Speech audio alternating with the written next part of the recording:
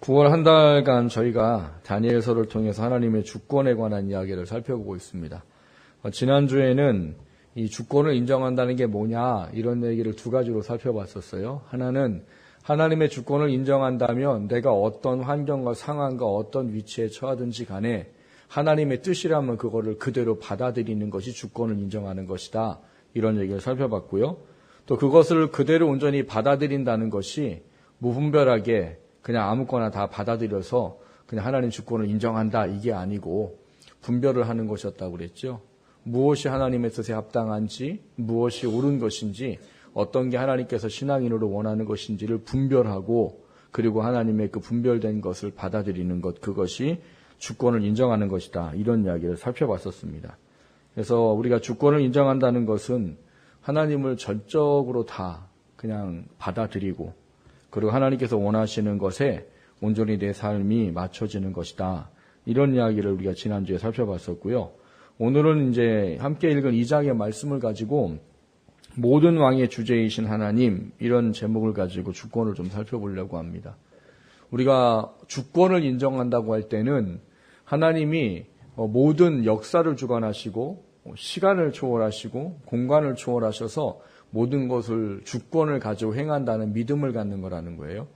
그리고 그것은 뭐 크게 역사와 세계뿐만 아니라 우리 개인 한 사람에 대한 문제도 그 하나님의 주권의 역사 아래 있다 하는 것을 인정하는 것이 필요하다 하는 문제입니다. 그래서 오늘 우리가 읽은 이 말씀에 이 다니엘을 통해서 또 그 일을 이루신 하나님을 통해서 하나님이 어떤 역사를 주권을 행하시고 그리고 우리가 어떻게 하나님의 은혜 가운데 살아가는 것이 필요하냐 이런 부분들을 돌아볼 수 있는 그런 은혜가 우리 가운데 있어지기를 주님의 이름으로 먼저 축원합니다. 첫 번째 함께 나누려고 하는 것은요. 역사를 주관하시는 주권자이십니다. 이런 얘기를 좀 나눠보려고 합니다.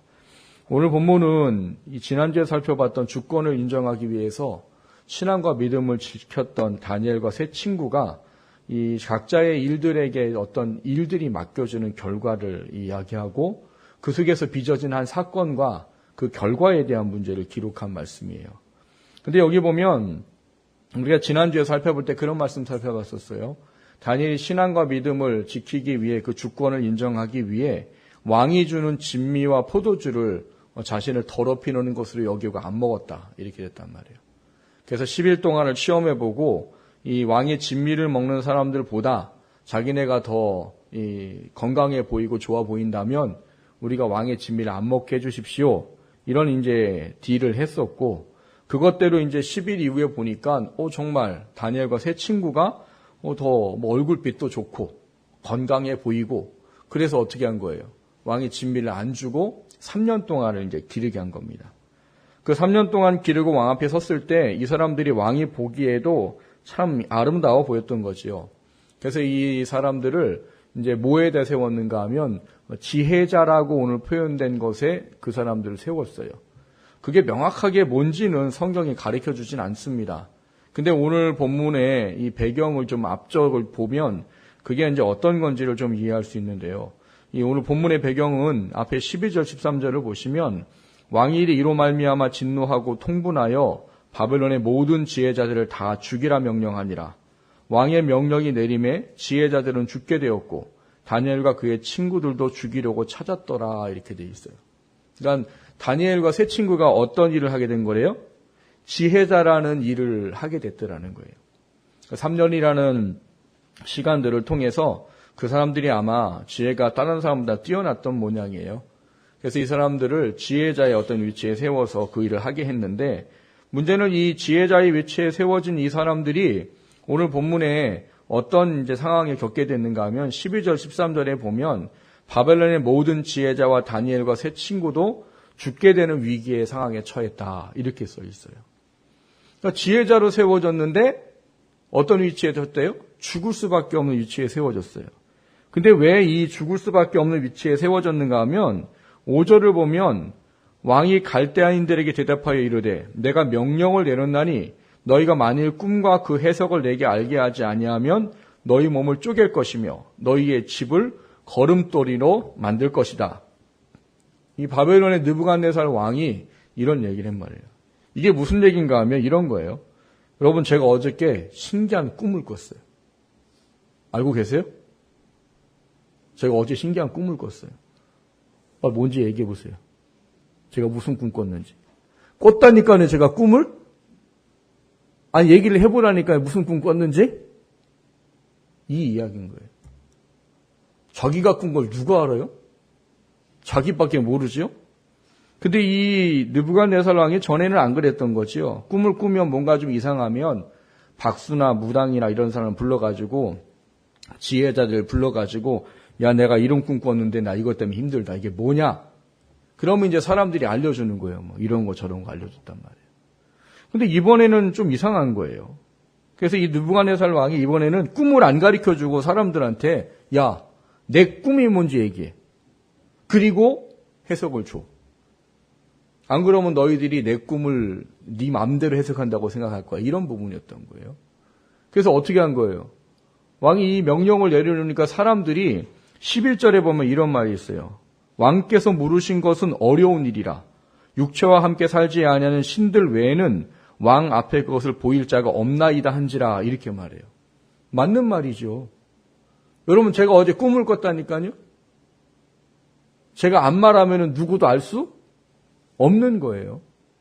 왜? 꿈은 자기만 꾸고 자기만 아는 거기 때문에. 그래서 이 사람들 그렇게 말하는 거예요. 사람은 안 됩니다, 왕이시여. 이거는 신이라는 존재 외에는 그걸 알려줄 수가 없으니까 어서 말씀을 하십시오. 그럼 우리가 무슨 뜻인지 해석을 해드리겠습니다. 그랬더니 왕이 엄중한 명령을 내리죠. 너희들이 내 명령을 지금 거역하는구나. 너희들 내가 말한 대로 안 하면 내가 너희를 몸을 쪼갤 것이고 너뿐만 너희 집을 걸음터로 만들어버릴 테니까 빨리 내놔라. 안 그러면 다 죽여라. 이게 이제 왕의 명령이 돼버린 거예요. 근데 앞서 말씀을 드렸듯이 다니엘도 그 지혜자에 속해 있었던 사람이기 때문에 다니엘과 세 친구도 이제 어떤 위기에 빠졌다는 거예요. 곧 죽을 수밖에 없는 위기에 빠졌다는 거예요. 근데 그 죽을 수밖에 없는 위기에 빠졌던 그것이 오늘 우리가 읽은 46절부터 49절까지가 그 결과에 대한 내용이에요. 46절부터 49절까지의 결과의 내용을 보면 46절에 뭐라고 되어 있습니까? 느부갓네살 왕이 엎드려 다니엘에게 절하고 명하여 예물과 향품을 그에게 주게 하니라. 조금 전까지 뭐 하려고 그랬어요? 다니엘을 죽이겠다고 작정을 했던 왕이 이제 뭐 하는 거예요? 다니엘한테 엎드려 절을 한대요. 누가? 왕이요, 왕이. 다니엘은 누군데요? 이스라엘이라는 나라에서 포로로 잡혀와가지고 자기가 3년 동안 먹이고 키워가지고 자기가 세운 사람이에요. 근데 그 사람한테 뭘 해요? 엎드려 절을 해요. 여러분, 중동 사람들은 아무한테나 엎드리지 않습니다. 정해져 있어요. 왕, 자기가 주인으로 섬기는 주인, 그리고 부모님, 선생님 외에는 절대로 안 엎드려요. 그게 뭐냐? 자기가 굴욕적인 거라고 생각해요. 차라리 내가 죽지 엎드리지 않아. 이게 중동 사람들의 사고방식입니다. 근데 누가요? 왕이 신한 거잖아요. 그것도 자기 나라 사람도 아니고 이 이스라엘이라는 예루살렘에서 끌어온 포로였던 한 사람 중 그 사람한테 엎드려서 했대요.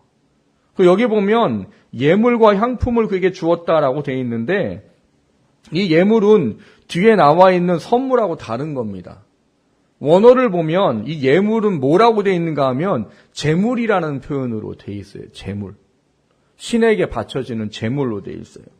그러면 뭘 했다는 이야기가 되겠어요? 다니엘을 신처럼 여겼다는 이야기인 거예요. 왕이. 왜? 절대 할 수 없는 일을 한 거거든요. 내가 꿈을 아무한테도 얘기 안 했어요. 근데 그거를 다니엘이 어떻게 해요? 그대로 얘기를 하고 그대로 해석하니까 왕도 야, 이거는 예사 사람이 아니네가 돼버린 거지요. 그래서 이 신으로 여기는 어떤 의식을 하고 제물을 바쳤다는 얘기인 거예요. 그러니까 그 신처럼 신격화시켜서 제물을 바치는 일까지 하게 된 거예요. 그러니까 뭐가 바뀐 거예요? 죽음의 위치에서 신처럼 여겨지는 존재로 바뀌어졌단 말이에요. 근데 그게 뭐 때문이냐예요? 무엇 때문이냐? 그걸 우리가 지금 살펴보는 주제로 말한다면 하나님이 가지고 있는 주권을 가지고 그 모든 일을 행하셨다는 사실이에요. 왜냐하면 이것에 대해서 이 다니엘이 왕한테 이 죽음의 명령이 내려졌을 때 얘기합니다. 이거는 하나님한테 있는 거 아닙니까? 그 이야기를 해요. 그럼 내게 기한을 주십시오. 그럼 내가 이 꿈이 무언지를 말하고 그 해석도 드리리다. 이런 얘기를 이제 왕한테 전달했단 말인 거예요. 그래서 이거를 알았기 때문에 느부갓네살 왕이 다니엘이 꿈을 해석했을 때 47절에 보면 이렇게 얘기해요. 왕이 대답하여 다니엘에게 이르되 너희 하나님은 참으로 모든 신들의 신이시오. 모든 왕의 주제시로다. 내가 능히 이 은밀한 것을 나타내었으니 내 하나님은 또 은밀한 것을 나타내시는 이시로다. 이렇게 고백을 해버리는 거예요. 지금 이 바벨론 왕은 신을 많이 섬기고 있어요. 주신부터 시작해서 몇 잡신까지 신들이 많아요. 그런데 그 신들을 믿는 신관이라는 사람들도 뭐 박수나 무당이라는 사람들도 그거를 이야기해주는 사람이 하나도 없었단 말이에요. 근데 여호와 하나님이라는 신을 믿는 이 다니엘이 기한을 주십시오라고 말하고서 그러고서는 꿈을 그대로 이야기하고 해석을 해주니까 다니엘이 한 말이 믿어질 수밖에 없는 거죠. 이거는 하나님께 있는 것입니다. 근데 그것이 오늘 대답이고 정답인 거예요. 왜 이거를 하게 됐느냐? 하나님이 다니엘이라는 사람과 세 친구를 하나님이 세우고 높이기 위한 그 과정을 위해서 이 일을 하셨다는 사실인 거예요. 그리고 이 일을 통해서 하나님이 이 생명을 살리는 것뿐만 아니라 하나님의 놀라우심을 나타내는 그런 도구로 삼았다는 거예요. 근데 이거를 위해서 우리가 좀 기억해야 될 건 뭐냐 하면 오늘 본문에 있는 다니엘과 세 친구가 무엇을 했느냐의 문제예요. 여러분, 주권을 인정한다라는 것은 역사를 주관하시고 모든 것을 주관하신다고 인정한다는 것은 다른 게 아니라 어떤 환경과 상황에서도 뭐라는 거예요? 하나님을 찾고 신뢰하고 그분께 간구하고 기도하는 거다라는 거예요. 오늘 본문이 아닌 그 위에 17절, 18절을 보시면 이에 다니엘이 자기 집으로 돌아가서 그 친구 하나냐와 미사엘과 아사랴에게 그 일을 알리고 하늘에 계신 하나님이 이 은밀한 일에 대하여 불쌍히 여기사 다니엘과 친구들이 바벨론의 다른 지혜자들과 함께 죽임을 당하지 않게 하시기를 그로 하여금 구하게 하니라. 이렇게 돼 있어요. 여러분, 하나님의 주권을 인정하지 않는 사람은요, 어떤 어려운 상황에 처해도 절대 기도하지 않습니다. 여러분, 나 하나님 믿습니다. 하나님 신뢰합니다. 말하면서 기도 안 하면 가짜라고 제가 말씀을 드렸어요. 그건 하나님을 의지하는 게 아니란 말이에요. 하나님의 주권을 인정하고 그분이 모든 것을 가능케 하신 분이라는 믿음을 가진 사람이라면 그 모든 상황에서 반드시 하게 되어 있는 게 기도라는 말이에요. 그 기도를 하는 이유가 뭐예요? 하나님 아니면 이게 해결이 안 됩니다. 이 믿음이 있기 때문인 거예요. 결국 그 믿음 때문에 무엇을 하게 된 거예요? 다니엘과 세 친구는 죽음의 위기로부터 오늘 본문에 기록된 것처럼 뭐가 되었다고 써 있어요? 왕이 다니엘을 높여 귀한 선물을 주고 그를 바벨론 온 지방을 다스리게 하는 바벨론의 지혜자를 다스리게 하는 그런 사람이 되도록 했다. 이렇게 말해요. 우리가 알고 있는 말로 말하면 바벨론의 총리가 되겠다. 이런 거예요.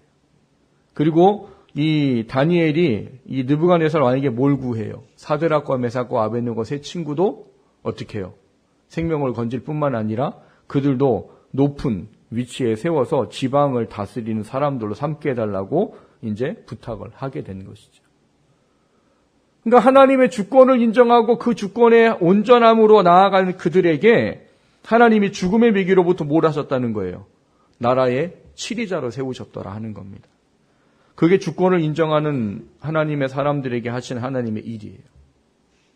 여러분, 주권을 인정하는 게 왜 중요한가 좀 다시 돌아보십시오.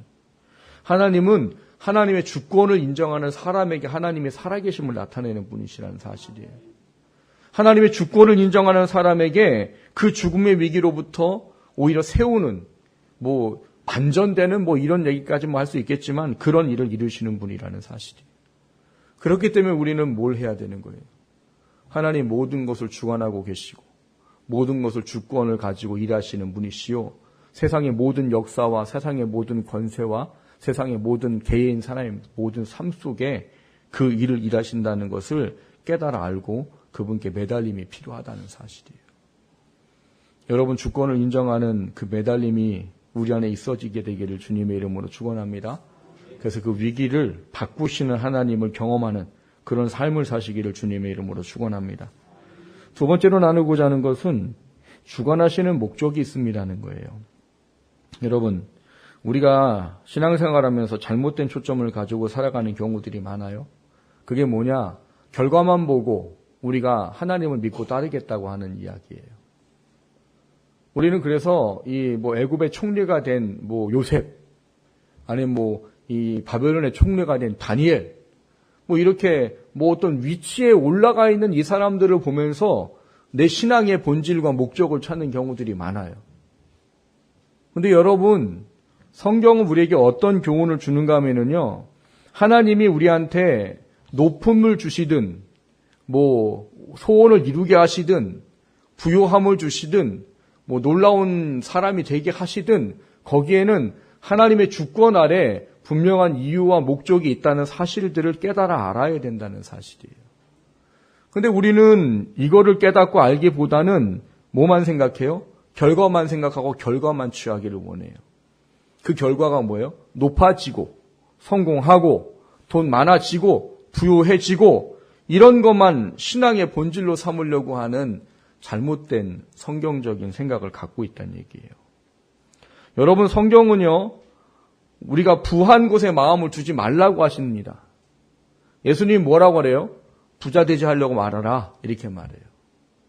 그리고 뭐라고 말해요? 부자가 천국 가기 얼마나 어렵든지 낙타가 바늘길을 통과하는 것보다 어렵다 이거예요. 부자가 천국 못 가다는 얘기가 아니에요. 그만큼 어렵다는 얘기예요. 왜 그러시겠어요? 여러분, 부한 사람은요, 그거를 이길 만한 믿음이 필요합니다. 그게 나를 주관하고 그게 나를 삶의 가치로 여기게 만드는 것으로부터 믿음을 지킬 만한 힘이 있어야지 그게 내게 은혜인 거예요. 그게 없으면 성공하고 높아지고 부한 게 하나님을 어떻게 해요? 등지게 만드는 결과를 만들어내요. 그래서 예수님은 부하려고 하지 말아라, 그렇게 얘기하시는 거예요. 사도 바울을 통해서도 말하는 게 그런 거예요. 마음을 그 부한 것에 맞추지 말라는 거예요. 이 세대의 부한 자들을 명하여 마음을 높이지 말고 정함이 없는 재물에 소망을 두지 말고 오직 우리에게 모든 것을 후히 주사 누리게 하시는 하나님께 소망을 둬라, 이렇게 말해요. 그러니까 주는 거에 초점 맞추지 말고 주시는 하나님을 보라는 거예요. 근데 우리는 그 하나님을 안 보고 주시는 것만 봐요, 자꾸. 그리고 그것이 주어지면 복받았다고 생각해요. 내가 높아지면 하나님의 은혜가 있고 내가 하나님 복받은 사람이라고 생각해요. 근데 여러분, 하나님이 그 일을 하게 하신 목적과 원리를 깨닫지 못하면 망합니다. 영적으로 망해요. 하나님을 바라보지 않아요. 하나님보다 내가 앞서가요. 그리고 하나님을 뒷전을 밀어버려요. 그건 신앙이 아니에요. 여러분, 성경에 아까 말했던 것처럼 높아진 사람들이 있어요. 요셉 뭐였어요? 종으로 팔려오고 감옥에 애매하게 갇히고, 근데 그 사람을 뭐로 삼으셨어요? 애굽의 총리로 삼으셨어요. 그래서 그 이름 많이 져요, 이 사람들이. 근데 그 이름을 지을 때 어떤 마음으로 짓겠어요? 요셉처럼 총리가 되기를 소원하는 마음으로 짓지 않겠냐는 거예요. 아마 그런 마음으로 지을 거예요. 그건 좋아요. 그런데 그렇게 지을 거면 한 가지 같이 기도하셔야 됩니다. 하나님, 이 아이가 요셉처럼 된다면 하나님 이 아이에게 왜 그렇게 하셨는지 깨닫고 그 목적을 이루는 삶을 살게 해주십시오. 이 기도 안 하면 망합니다. 여러분, 요셉은요, 왜 총리가 됐을까요? 창세기 15장 13절의 약속을 이루기 위한 뜻이에요. 창세기 15장 13절에 이런 말씀이 있습니다. 여호와께서 아브라함에게 이르시되 너는 반드시 알라.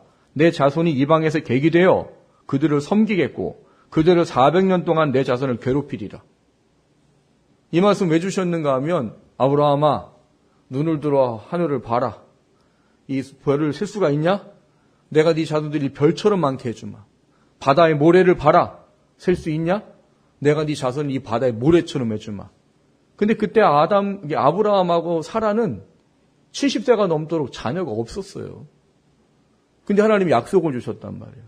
그 약속을 주시고 나서 하신 얘기가 근데 네 후손들이 이방의 포로가 되고 이방의 노예가 돼서 400년 동안 어려움 겪을 거다? 참 하나님 신기하시죠. 아니 자손 준다고 해놓고서는 노예로 400년 동안 팔겠대요. 그 일을 이루기 위해서 예비된 사람이 요셉이에요. 그를 괜히 총리를 삼으신 게 아니고 그를 애굽으로 이스라엘 백성을 끌어내려오도록 하는 일을 하기 위해 세운 사람이 요셉이에요. 그거를 하기 위해서 총리가 되어야 했던 것뿐인 거란 말이에요. 에스더도 마찬가지잖아요. 에스더 왕비 됐지요. 근데 왕비가 왜 됐대요? 야, 너를 통해서 하나님이 유대의 백성을 구하기 위함인 줄 네가 어찌하느냐?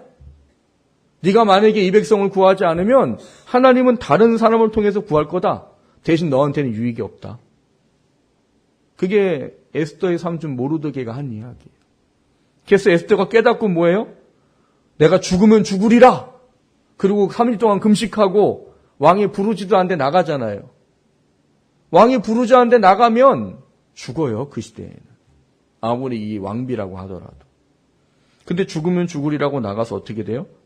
나라를 구하죠. 백성을 구하잖아요. 그러니까 에스더를 왕비 삼은 건 그냥 그 여자 호의호식하고 그 여자 그냥 잘 살라고 한 게 아니고 유다 백성을 구하기 위한 뜻이 있었단 말이에요.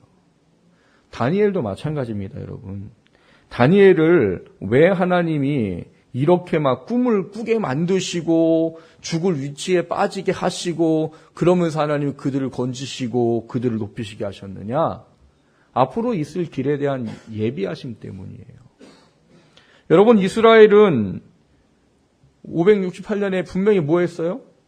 이 바벨론 포로로 잡혀갑니다. 그리고 뭐 해요? 70년이란 시간이 계획이 되어 있었어요. 그 70년 동안 바벨론 포로로 있다가 뭐 하셔요? 다시 살려주셔요. 다시 이스라엘로 돌아오게 만드세요. 근데 그 일을 하는데 보면 재밌는 일이 있단 말이에요. 뭐냐 하면 이 사람들을 포로로 잡은 왕들이 뭐예요? 성전 지으라고 물품 보내주고 사람 보내주고 먹을 것 주변에 있는 그 사람들한테 줘라 이렇게 명령을 내린단 말이에요. 그리고 그 다음에 성벽을 지을 때도 똑같이 그렇게 하세요. 그건 왜 할까요, 여러분? 그 나라 왕이. 자기한테는 유익이 없어요. 오히려 뭘 해요? 성벽을 짓고 할 때 이 갈대아 사람들이 왕한테 상소문 내잖아요. 왕이시여, 이 이스라엘 사람들이 반항을 하려고 지금 성벽을 짓습니다. 그래가지고 어려움 겪게 되잖아요. 근데 나중에 이제 그 선대 왕이 그 일을 했다는 걸 알게 되고 다시 또 물품을 주고 성벽을 다 재건하게 하죠. 근데 그 일이 그냥 이루어진 걸까요? 지난주에 그렇게 말씀드렸습니다. 다니엘이 하나님의 주권을 인정했을 때 다니엘에게 주어진 게 뭐라고요? 왕조가 3번 바뀌는데 계속 총들이 있습니다. 이거 불가능한 일이에요, 세상 방식으로는. 왕조가 바뀌는 거예요, 왕조가. 왕조가 바뀌면 어떻게 해요? 우리나라 같으면 부족을 멸합니다. 뭐 할까봐. 또 모반을 일으키고 뭐 할까봐 왕조가 바뀌면 부족을 멸해버려요. 그게 일반 사람들이에요. 근데 왕조가 바뀌었는데 다니엘은 계속 뭘 하고 있어요? 총리를 하고 있어요. 계속 총리를. 여러분, 그걸 왜 그렇게 하셨을까요? 하나님이. 왕들이 그 명령을 내릴 때 옆에 있는 게 다니엘이에요. 그러니까 하나님이 그 일을 왜 하신 거예요? 다니엘을 왜 총리로 세우신 거예요? 나중에 이스라엘 재건을 하기 위한 그 계획을 위해서 다니엘을 총리로 세워놓으신 거란 말이에요. 근데 많은 사람들이 이거를 놓쳐버리고 뭐만 봐요? 성공한 것만 보는 거예요. 그래서 높아지면 하나님 날 사랑하시고 복받았다고 생각하고 부해지면 나 하나님 사랑하고 복받았다고 생각하고 거기서 멈춰버린단 말이에요. 거기서 멈추면 하나님의 뜻은 안 이루어지게 되는 거죠. 거기서 멈춰버리면 어떻게 될까요? 앞서 말씀을 드렸듯이 그냥 그게 내 인생인 줄 알아요. 그거에 빠져 살아갑니다. 그래서 하나님이 부하지 말라는 거예요. 높아지려고 하지 말라는 거예요. 왜? 거기에 마음을 빼앗기기가 쉬운 게 우리들이니까. 여러분 거기다 마음 빼앗기면 어떻게 우리가 신앙생활 제대로 할 수 있겠어요? 내가 어떤 오픈 위치에 있어가지고 모든 사람 내 말이면 막 일사불란하게 움직이고 막 그러는데 그 가운데 하나님을 인정하며 산다는 게 쉬울까요? 내가 주체할 수 없이 돈이 많아요. 그 주체 없이 돈이 많은데 그 상황에서 내가 하나님을 인정하면 그 믿음대로 살기가 쉬울까요? 어렵습니다. 그래서 하나님 우리를 아시기 때문에 하신 얘기에 부하려고 거기다 마음 두지 말아라. 그렇기 때문에 우리에게 분명히 기억돼야 될 건 하나님이 우리의 인생을 주관하시고 우리의 어떻게 하시는 그 어떤 은혜를 입게 됐을 때 반드시 찾아야 된다는 얘기예요. 하나님 왜 나를 여기 세우셨습니까? 하나님 왜 나에게 이걸 주셨습니까? 하나님 내게 무엇을 원하시고 여기까지 이끌어 오셨습니까? 이거를 물을 수 있는 사람이 하나님의 주권을 알고 인정하는 사람이에요. 사랑하는 성도 여러분, 하나님이 은혜를 주시지만 그게 은혜가 되도록 하셔야 됩니다. 그러려면 하나님의 주권을 전적으로 인정하고 그분의 뜻을 찾고 그분이 원하는 것에 나아갈 수 있어야 되는 거예요. 그게 안 되면 사탄이 분명히 그거 가지고 우리 넘어뜨립니다. 물질이 있는 것 때문에 넘어뜨리고 높은 위치에 선 것 때문에 넘어뜨리고 결국 하나님 앞에 나아가지 못하도록 하는 일들을 반드시 합니다. 그 영적 싸움을 이해하셔야 돼요. 말씀을 정리합니다. 하나님 우리를 주권을 가지고 우리의 인생을 이끌어 가시는 분이세요. 그걸 인정한다라는 건 얼마나 큰 은혜인지 아셔야 돼요. 그걸 인정하고 그분 앞에 엎드러질 때는 하나님 우리의 상황과 환경을 바꾸실 수 있는 분이라는 사실이에요. 그 놀라운 은혜를 경험할 수 있게 된다는 말인 겁니다. 그러나 그것에 멈추지 말아야 되는 게 신앙인이에요.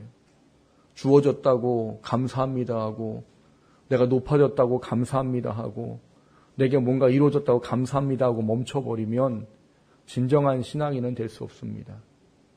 진정한 신앙인은 그것을 허락하신 이유와 목적을 주권 안에서 찾아야 되는 거예요. 그리고 내가 속한 그곳에서 하나님이 원하는 삶을 살아야 되는 겁니다. 그럴 때 그 안에 하나님의 주권이 비로소 이루어지는 겁니다. 그 삶을 돌아보기를 주님의 이름으로 축원합니다. 높아지고 부해지는 것에만 마음 맞추지 마십시오. 그것을 허락했을 때는 그것에 대한 하나님의 뜻을 이루어야 될 책임이 있기 때문이에요. 그게 믿음이 없으면 할 수 없는 겁니다.